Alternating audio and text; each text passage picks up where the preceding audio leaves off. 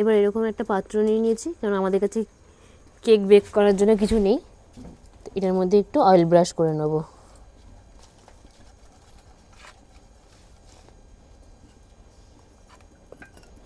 এবার এর মধ্যে বেকিং পেপারটা দিয়ে দেবো।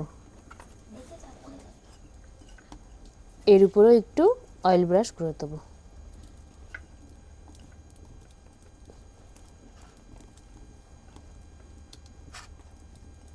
এবার এই ব্যাটারটা এর মধ্যে আমি ঢেলে দিচ্ছি।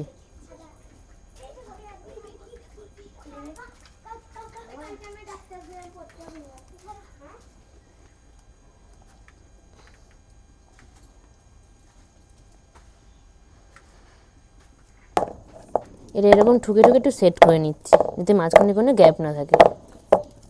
এবার এটা বসিয়ে দেবো। এই যে কেকের মিশ্রণটা আমার রেডি হয়ে গেছে, আগে থেকে গরম করা কড়াইতে এটা আমি বসিয়ে দেবো। এবার এর মধ্যে এই বাটিটা আমি বসিয়ে দিলাম। এটা এবার হালকা আছে 10-15 মিনিট বেক হবে। আমি ঢাকা দিয়ে দিলাম। আস্তে আস্তে 10-15 মিনিট এটা বেক হবে। বন্ধুরা, কেক বানাতে বানাতে সন্ধে হয়ে গেছে। তো এখন 20-25 মিনিট হয়ে গেছে। এবার কেকটা নামিয়ে দেবো যে কী অবস্থায় রয়েছে। এবার তুলে দেখা যাক কি হাল। একটু ছুরিটা ঢুকিয়ে দেখবো কি অবস্থা। এই দেখুন সুন্দরভাবে হয়ে গেছে, ছুরিতে একটুও লাগেনি, তার মানে পুরোটা বেক হয়ে গেছে। এবার কেকটা আমি নামিয়ে নেব। এই যে বন্ধুরা, কেকটা এবার নামিয়ে নেব। এই যে এবার কেকটা খুলে দেখব। ওয়াও, একটু তলে লাগেনি, দেখুন জাস্ট একটু হালকা লেগেছে। পুরো কেন অয়েল ব্রাশ করেছিলাম সেরকম লাগেইনি।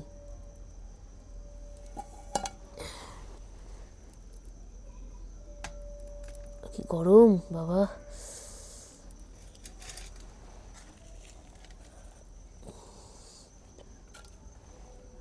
গন্ধটা কিন্তু হেভি বেরিয়েছে। চকলেট প্লাস বানানা।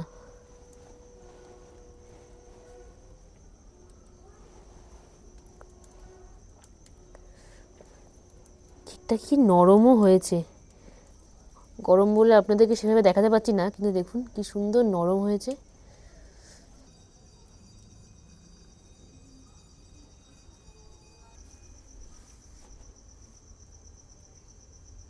বন্ধুরা, এবার কেকটা আপনাদেরকে কেটে দেখাচ্ছি।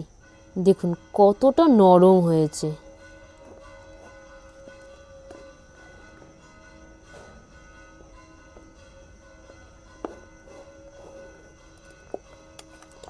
তো গরম ধরা যাচ্ছে না বন্ধুরা, এত গরম। ওহ দেখুন, দারুণ গরম।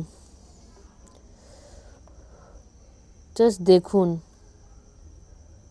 কতটা নরম হয়েছে। তো বন্ধুরা দেখুন, কেকটা একদম পুরো সফট আর নরম হয়েছে।